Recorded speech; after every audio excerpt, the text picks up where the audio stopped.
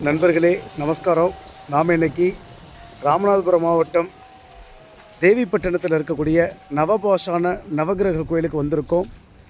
இந்த கோவில் கடலுக்குள்ளே அமைஞ்சிருக்கக்கூடிய ஒரு நவகிரக கோயில். ராமாயண காலத்தில் ராமபிரான் அந்த பாலம் கட்டின பிறகு கடலுடைய சீற்றம் அதிகமாக இருக்குங்க. இந்த கடலுடைய சீற்றம் அதிகமாக இருக்கிறதுனால இங்கே அந்த சீற்றத்தை தணிக்கிறதுக்காக கடலுக்குள்ள நவகிரகத்தை ஸ்தாபிக்கிறார். அந்த நவகிரகம் 9 கோள்களை நவகிரகமாக நவபாஷாணத்தில் அப்படியே ஸ்தாபிக்கிறார். அப்படி ஸ்தாபித்த பாருங்கள், சுற்றியும் கடல், நடுவில் நாம் போகிறது பாலத்தில் போகிறோம். அந்த ஸ்தாபித்து வழிபட்ட பிறகு அந்த கடலுடைய சீற்றம் குறைஞ்சு அவர் ராமர் பாலத்தோடையே போனதாக வரலாறு. இந்த தேவிப்பட்டினம் அம்பாளுடைய அக்குள் விழுந்த இடம், சக்தி பீடங்களில் ஒன்றுன்னு சொல்கிறாங்க. உலக நாயகி அம்மன் அப்படிங்கிற கோவில் இங்கே அமைஞ்சிருக்கு.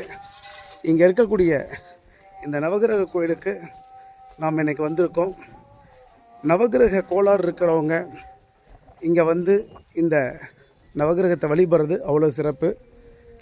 பாருங்கள், அற்புதமான நவகிரக கோயிலுக்கு நம்ம வந்திருக்கோம். இதுதான் அந்த இடம்.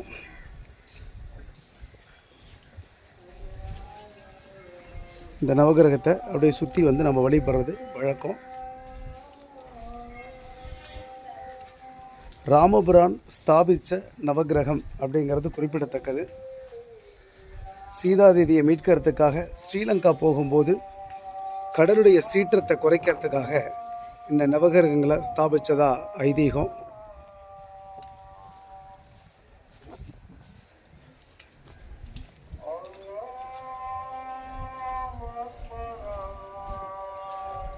சுற்றியும் கடலுங்க, சுற்றியும் கடல்.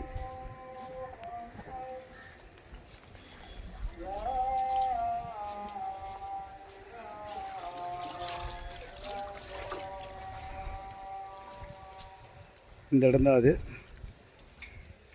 அவசியம் தரிசனம் பண்ணிக்கோங்க. ராமபிரான் ஸ்தாபித்த நவகிரகம்.